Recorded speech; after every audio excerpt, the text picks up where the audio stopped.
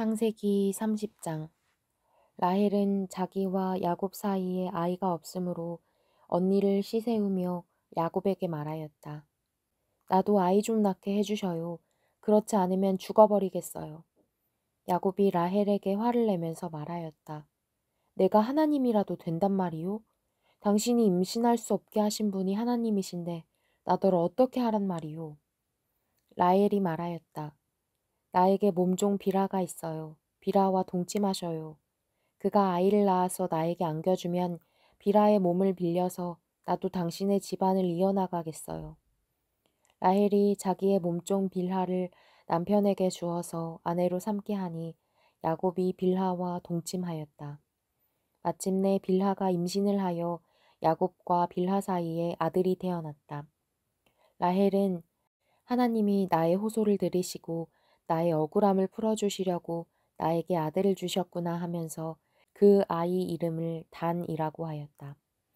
라헬의 몸종인 빌하가 또 임신을 하여 야곱과의 사이에서 두 번째로 아들을 낳았다.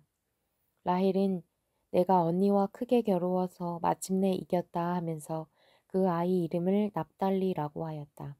레아는 자기가 다시는 더 아이를 낳을 수 없다는 것을 알고서 자기의 몸종 실바를 데려다가 야곱에게 주어서 아내로 삼게 하였다. 레아의 몸종 실바와 야곱 사이에서 아들이 태어났다.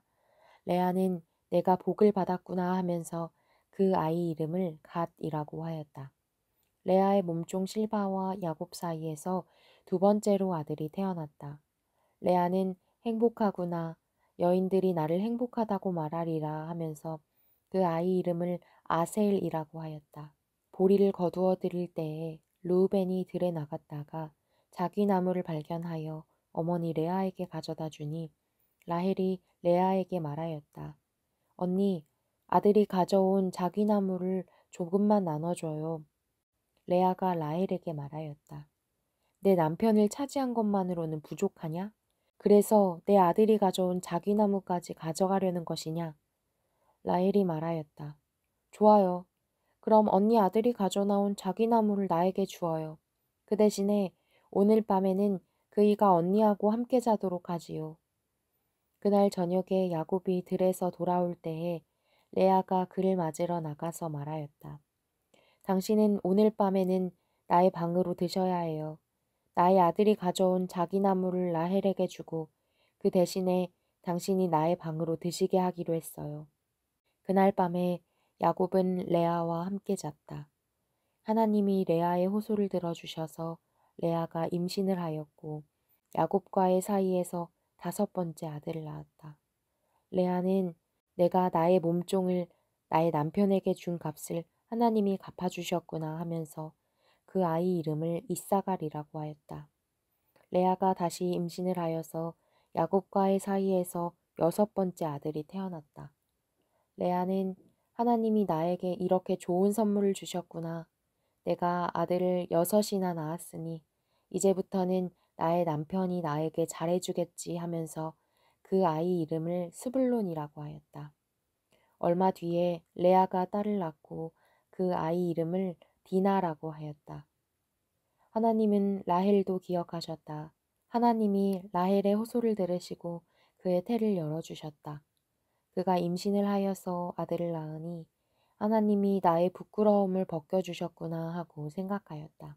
라헬은 그 아이의 이름을 지을 때에 주님께서 나에게 또 다른 아들 하나를 더 주시면 좋겠다 하는 뜻으로 그 아이 이름을 요셉이라고 하였다. 라헬이 요셉을 낳은 뒤에 야곱이 라반에게 말하였다.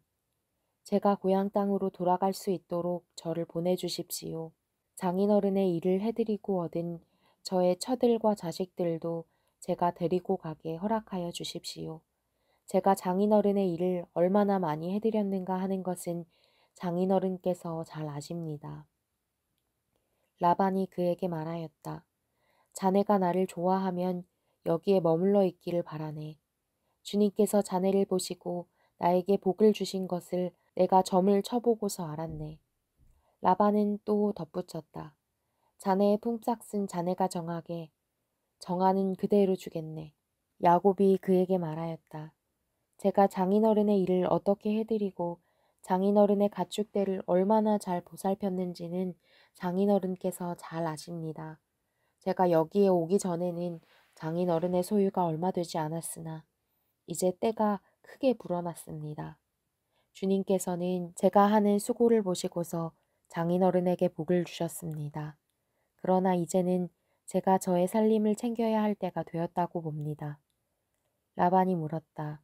그러면 내가 자네에게 무엇을 주면 좋겠는가? 야곱이 대답하였다. 무엇을 달라는 것이 아닙니다.